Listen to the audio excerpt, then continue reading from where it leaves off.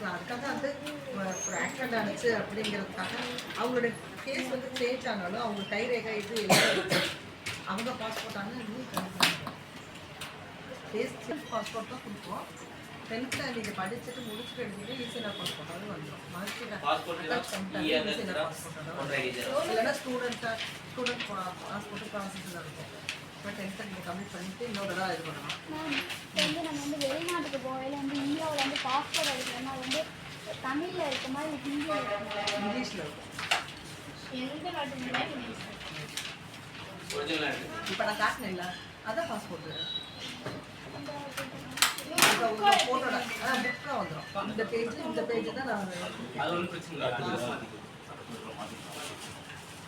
இந்த பேஜ் தான்.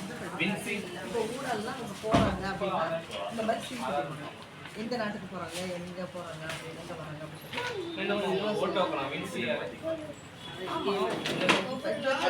ஒவ்வொரு நாட்டுக்கு இப்போ 10 செப்டம்பர் 2018 எந்த ஊர் போயிருக்காங்க, மலேசியா போயிருக்காங்க.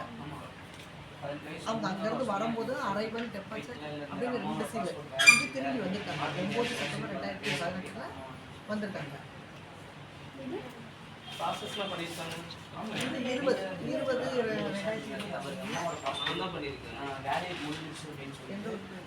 செப்டம்பர் ஏர்போர்ட்ல கிளம்பிட்டாங்க. திருச்சி ஏர்போர்ட் இதை பார்க்கவே தெரியும்.